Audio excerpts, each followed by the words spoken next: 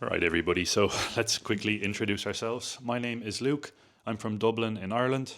My name is Naomi. I'm from Düsseldorf in Germany. And we both flew to the United Kingdom rally in London with the specific purpose of being there, seeing what's going on and reporting the actual truth behind what it was.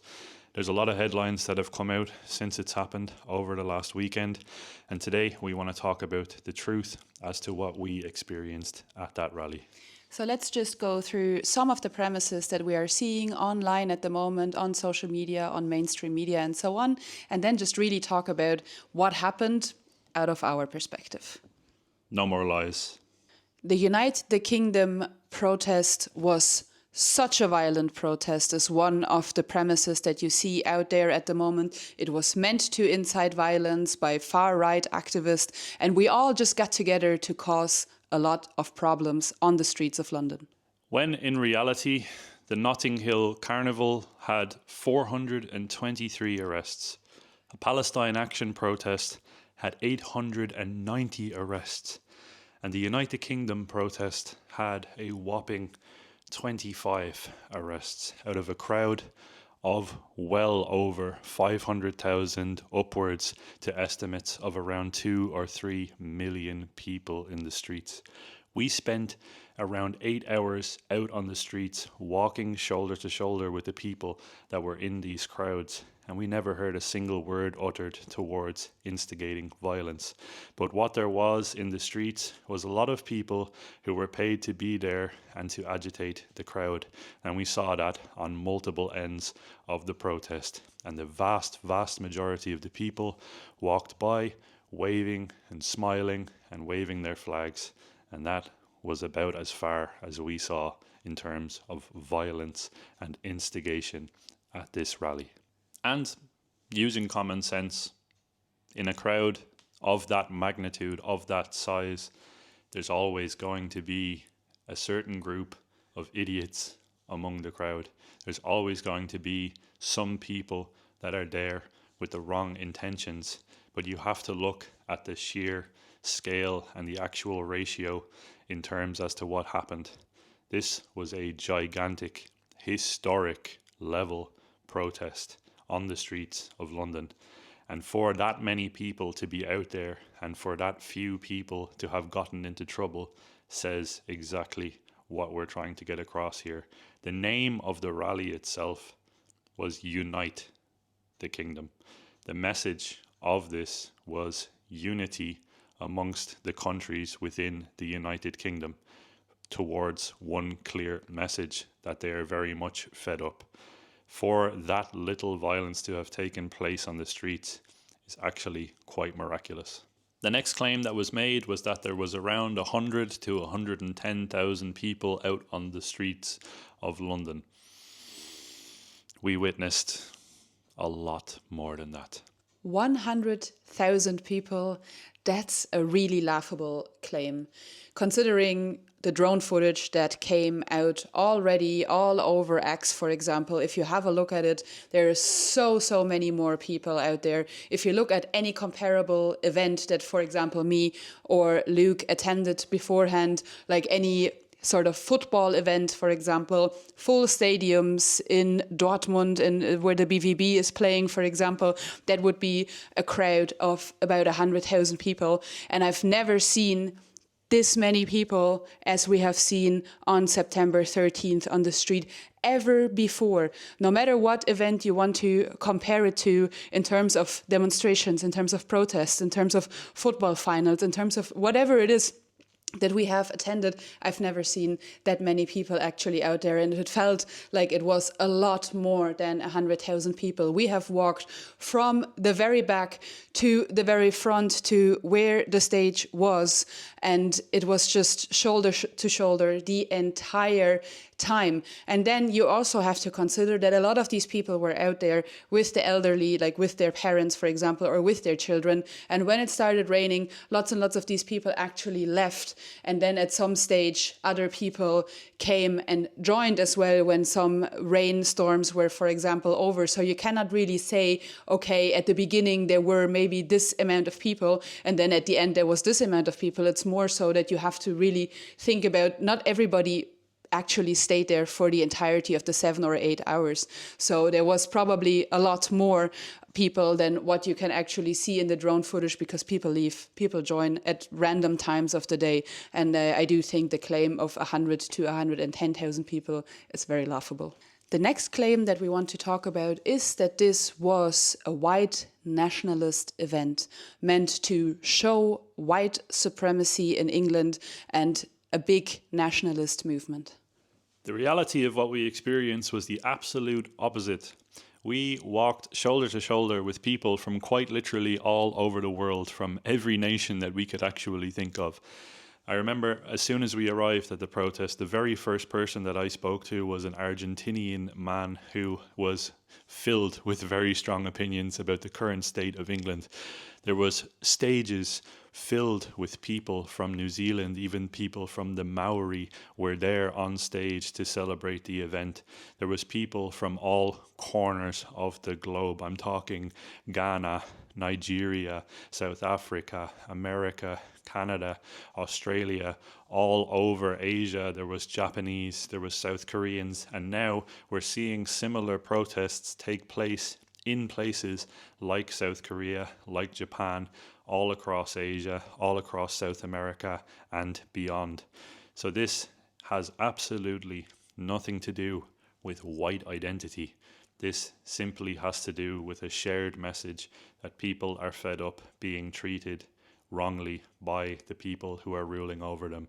And that is all that it was. I had conversations quite literally for 20, 30 minutes at a time with people from Africa, with people from South America, all over the world. And it was a very, very joyous and wholesome occasion. There was people literally climbing phone booths and bus stops to wave the flag of England. And these people were people from countries like Italy who moved to England 15, 20 years ago, integrated into the culture and became a part of the country. This is not anything to do with supremacy of any one skin color, and you could see that in the crowd. It was incredibly diverse. I'm telling you, you just have to watch the videos, the video that we put out just before this one, and the hundreds, in fact thousands of videos that are circulating around from people who were actually there without an agenda. The next claim is that this entire day was geared against migrants, both legal and illegal. The claims that people are against all migrants is just blatantly false. First of all, on that day, you could see lots and lots of legal migrants walking in this protest as well. So why would legal migrants be against themselves? The topic at hand is actually legal versus illegal migration and integrating into a society versus not integrating into a society. We have been traveling now for a very, very long time. Over 4 years, we've seen 50 to 60 countries, something like that. And we are traveling to see the culture and the traditions of the people in the country that we're visiting. If we are going to India, we want to see Indian culture. If we're going to Pakistan, we want to see Pakistani culture. I'm sorry, if I'm going to Germany, I want to see German culture. And that just doesn't exist anymore. Our cultures and our traditions have been diluted for so many years now that you can't actually pinpoint anymore what German culture is. And this is coming from a legal migrant as well. I legally migrated to Ireland in 2019. Now, I know that our cultures are not insanely different. We're both Christians, we're both Europeans and so on. But still, when I moved to Ireland, I was like, okay, let me learn the local language. Let me learn about the traditions of the Irish people. Let me learn about the food of the Irish people. Try to integrate as much as possible and not expect people to integrate the other way, basically. I'm not moving to another country to make that country Germany. I am moving to another country because I respect that country and I want to be part of their culture and of their tradition. I want to be accepted, integrated. Of course, I will forever be a guest. I will never be an Irish person, but that's okay. As long as I integrated, I make Irish friends. I actually have an Irish spouse. So like, I don't know, just it's the whole point of trying to integrate and actually respect the host country that you are visiting. If I go to England, I want to see English culture. This was my first time in England, and other than the protest, I felt like I haven't seen anything. I haven't seen English culture. I don't have a grasp of what it means to be English. And as a tourist, I kind of was looking forward to understanding what it means to be English. The last claim that we want to talk about is that raising your own flag is racist, and it's a sign of white supremacy.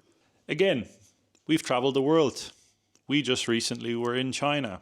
And what did we see while we were traveling around China? Entire streets paved with the China national flag. You know, the red one with the 5 yellow stars? It's literally everywhere in China. You go to somewhere like Poland, for example, a very, very proud nation. You see the Polish flag. You go to America, you'll see the American flag in a lot of the neighborhoods.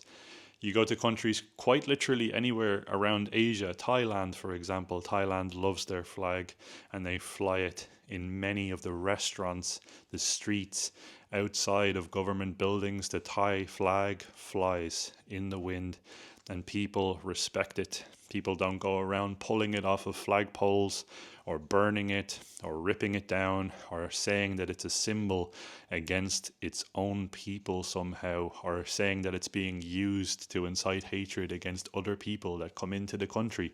It couldn't be further from the truth.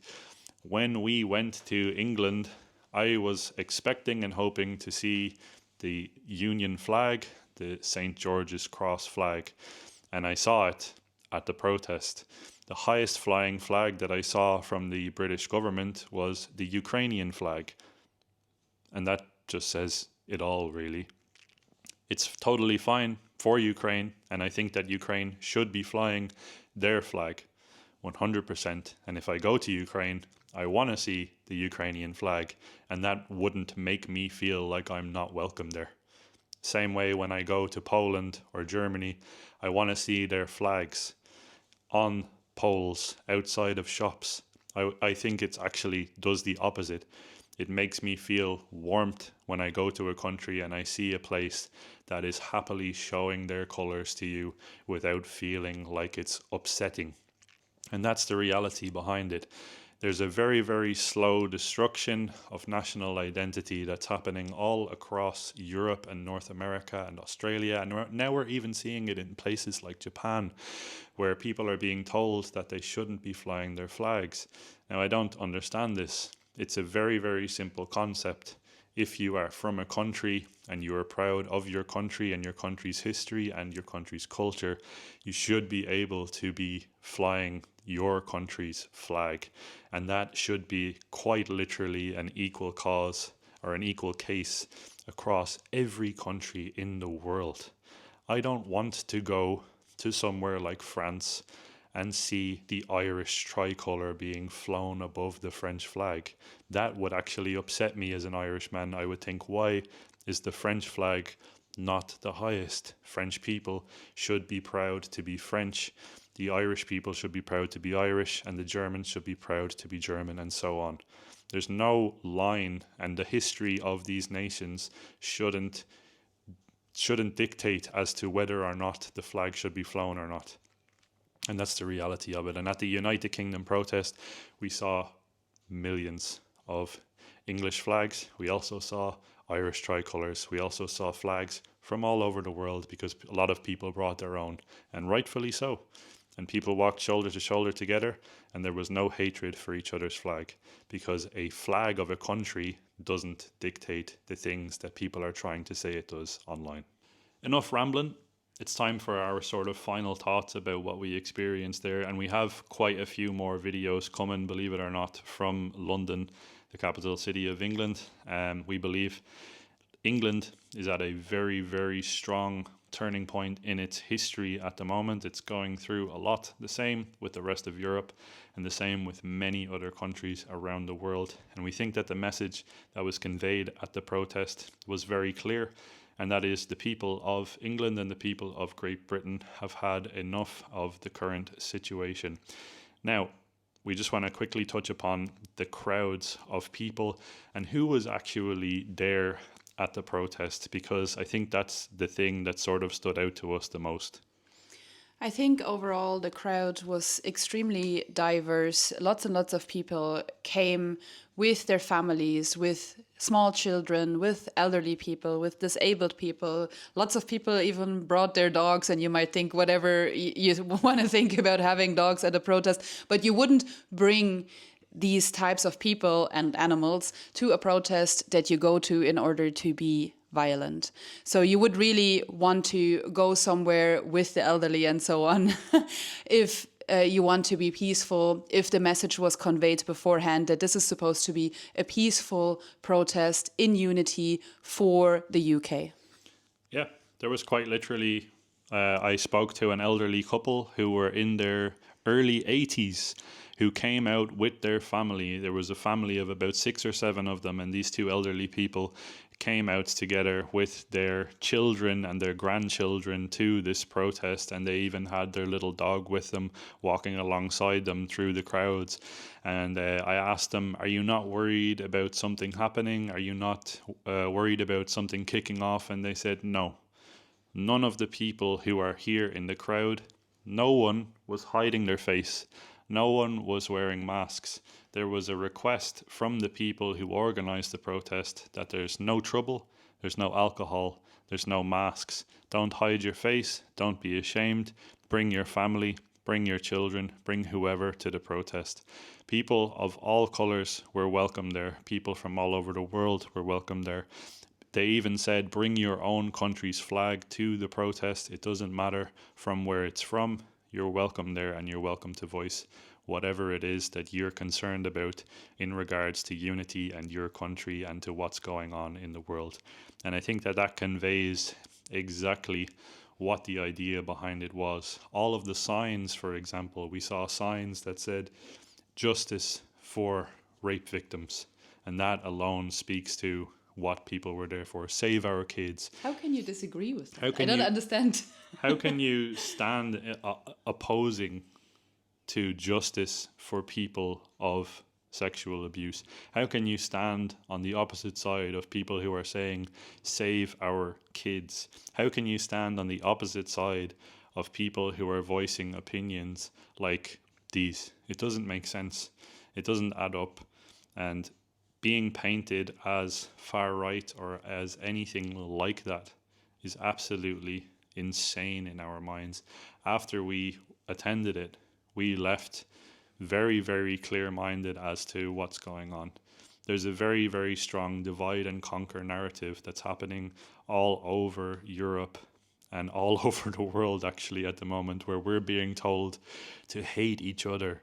And the reality of it is we are spending so much time hating each other, bickering amongst each other, left versus right and white versus black and this versus that. And the reality of it is Catholics versus Protestants. Then you can go on and on and on forever. The reality of it is that unity is the only way forward in this message. And if we don't unite, we cannot push back against the current thing that is happening. And we all know what's happening. It's happening for a reason. When there's people in a country, when a country has been diluted, when a country has been changed, when the national identity has been removed, when people are no longer proud of who they are, they cannot band together. They cannot say no to the ruling class. They cannot make an effort towards saying no to the ruling class, because it's very easy to push down dissent when the people who are trying to dissent are sick, are divided, are uneducated, and they don't know who the real enemy is. And that is the reality of what we experienced. So what we are trying to say in conclusion really is that all of us are allowed to be proud of our ethnicity. We are all allowed to be proud of our heritage, practice our own traditions, and it's time for Europe and the Western world to come together and raise our flags together, make our voices heard, and try to unite for a good cause. God bless you all. Thank you for watching the video, and we'll see you guys. We have a few more videos from the UK and then plenty more from around Europe showing exactly what's going on. Christ is King.